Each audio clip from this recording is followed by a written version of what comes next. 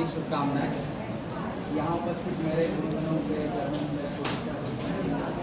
मेरे सभी साथियों को मेरा नमस्कार। मेरा नाम है निधि और मैं आज हिंदी दिवस पर आपको हिंदी के वैज्ञानिक महत्व के बारे में बताने वाला हूँ। जिस तरीके से हम उच्चारण करते हैं क ख ग घ अंगा, तो आप देखिए क फिर ख फिर ग फिर घ फिर अंगा गले से निकल रहा है। फिर एक साथ बोलने वाले शब्द देख लीजिए त थ द ध न, सब दांत से।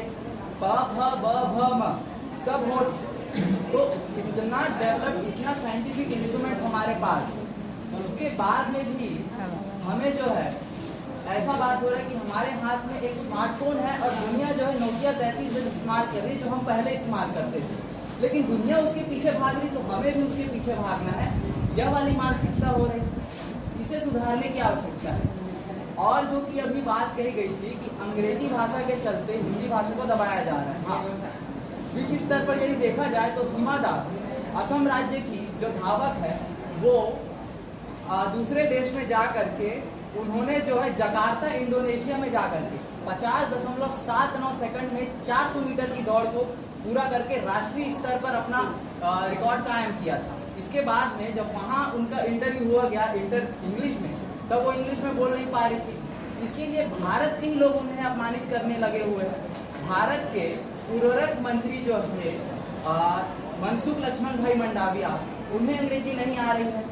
लोग उन्हें इस बात पर उन्हें अपमानित कर रहे हैं, जबकि उनकी डिग्रियों को, उनके ज्ञान को नहीं देखा जा रहा है। अंग्रेजी के मूल पर उन्हें आंका जा रहा है, अंग्रेजी के नाम पर उन्हें अपमानित किया जा रहा है, जबकि ऐसा करना पूरा गलत। Sanskrit is the mother of all language. Sir William Jones, जो कि 1790 में जज थे कलकत्ता हाई कोर्ट, उन्होंने कहा था कि संस्कृत से हमने सीखा। अंग्रेजों के ज़माने में उन्होंने ये बात कही थी। लेकिन जो लोग हैं आज के समय में इस बात को नहीं मान रहे। अब ये जो चीज़ है ये प्रूवन है, 200 साल पहले प्रूव हो गया था कि हमारे यहाँ जो मातृ शब्द है, उससे जैन अवस्था में मातर, फारसी में मादर, ग्रीक में मैटर, लैटिन में माटेर, यूनियन जर्मन में मॉटर, स्लाव में माटी, डच में मॉडर और अंग्रेजी में मदर बना। कन्नड़ में अम्ब, संस्कृत के अम्बा से ही बना है और उसी से उर्दू में अम्मी शब्द का निर्माण हुआ है। अब जैसा कि देखा जाए आज के समय में सभी जो यहाँ विद्यार्थी हैं, हमारे जो गुरुजन हैं, उन्हें सर और मैडम कहकर बुलाते हैं। आपको क्या वास्तविक में पता है मैडम का अर्थ क्या होता है? मैडम जो है एक फ्रेंच का शब्द है, जिसका यदि संधि विच्छेद किया जाए तो माँ अर्थात मेरी, दाम अर्थात महिला, मेरी महिला। मैडम बना, अंग्रेजी में आया, चलन में आया, हिंदी भाषी भी अभी इसका प्रयोग कर रहे हैं। किसी को भी मैडम कहा जा रहा है, मैडम का अर्थ उन्हें ज्ञात नहीं है। सर कहा जा रहा है, सर कैसे प्रयोग होता था? यूरोपीय जो देश रहे हैं, उनका तो इतिहास ही रहा है गुलाम बनाने का। तो उनके यहाँ ये प्रथा रहती थी कि जो व्यक्ति किसी भी जिसके अंदर सबसे ज्यादा जिन्होंने गुलाम बनाया है, जिसके पास सबसे ज्यादा गुलाम है, उसे सर कहा जाता था उस समय में। और वो आज भी चलन में आ रहा है, चलन में चलते आ रहा है। तो ऐसी तो मानसिकता हो रखी है। अब जैसा कि बात रहा कि हिंदी सरल नहीं कहा जा रहा है। हिंदी जो है यदि देखा जाए, आप महाराष्ट्र जाइए, वहाँ आपको हवाई अड्डा के जगह पर विमानतल लिखा हुआ मिलेगा। तो हवाई अड्डा ज्यादा अच्छा है या विमानतल? हम हिंदी में अगर कक्षा से बाहर जाना है, तो बाहर जाना है तो क्या कहेंगे? बाहर जा रहे हैं, हिंदी में कहेंगे। बंगला में बहिर्गमन। तो देखिए कौन सी भाषा ज्यादा अच्छी आपको लग रही है। इसी तरह से यदि हम देखे जाए तो कहा जा रहा है कि हमारे देश में हिंदी की महत्ता नहीं, दूसरे देश में। अभी हाल ही में 13 अगस्त सन 2021 में, अभी की बात है 13 अगस्त सन 2021, अमेरिका के डेलस टेक्सास नाम के एक स्थान पर जो है एक गीता सहस्त्रगला नाम का कार्यक्रम आयोजित किया गया था।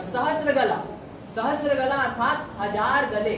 तो इसमें जो है मैसूर के सच्चिदानंद स्वामी जी जो गए थे वहां पर, उन्होंने 700 विद्यार्थियों को अच्छे से प्रशिक्षित किया, एकदम फ्लुएंट बनाया श्रीमद् भगवद गीता पाठ करने के लिए, संस्कृत पाठ करने के लिए। उनके साथ 800 और विद्यार्थी वहां के अंग्रेज, कुल मिलाकर 1500 विद्यार्थी थे जिन्होंने 5 घंटे 34 मिनट तक लगातार अखंड श्रीमद् भगवत गीता का पाठ किया। तत्पश्चात हनुमान चालीसा का पाठ करके विश्व स्तर पर रिकॉर्ड कायम किया।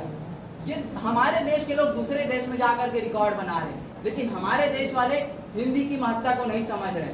आज के समय में जो वैज्ञानिक है वो क्या कह रहे हैं कि हमें संस्कृत भाषी चाहिए, कारण वो संस्कृत में शोध कर रहे हैं, क्योंकि उनका क्या कहना है कि जो कई हजारों लाखों करोड़ों वर्ष पहले जो वेदों में लिखा गया है, हमें उनका अनुवाद करके उन पर शोध करके हमें अपना आगे का विज्ञान बढ़ाना है। अभी आप देखिए विश्व का, पूरे विश्व का सबसे बड़ा वैज्ञानिक अनुसंधान केंद्र कहाँ है? आप वहां जाइए, वहां के हॉल में आपको भगवान नटराज की प्रतिमा दिखाई देगी, क्योंकि वैज्ञानिकों का कहना है कि ये जो ब्रह्मांड है, ये नटराज की जो भगवान शिव की जो नृत्य कला है, जो जिस तरीके से वो डांस करते हैं, whole universe is a cosmic dance of lord Shiva, ऐसा वैज्ञानिक कहते हैं। और देखा जाए अभी हाल ही में नासा ने रिसर्च किया, उन्होंने ब्रह्मांड की आवाज को आपके सामने प्रस्तुत किया था। जब आप उस ब्रह्मांड की आवाज को सुनेंगे तो आपको क्या सुनाई देगा? ओम। ये है हमारे देश की शक्ति। इस तरीके से देखा जाए तो जो भी चीजें हैं हमारे देशों से ही उत्पन्न होकर आ रही।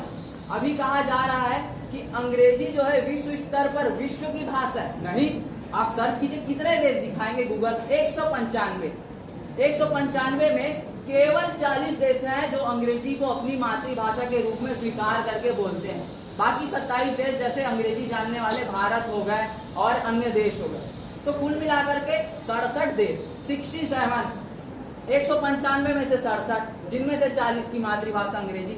तो हम कैसे कह दें कि English is a universal language? नहीं कहा जा सकता। हिंदी जो है वो 8 देशों में बोली जा रही है, संस्कृत 4 देशों में बोली जा रही है, लेकिन फिर भी जो कहीं ना कहीं पर मान्यता दी जा रही अंग्रेजी को।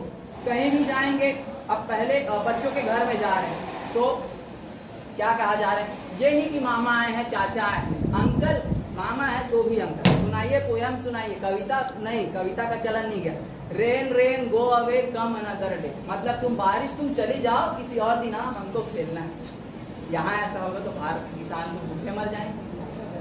तो ऐसी तो चीजें हो रही है।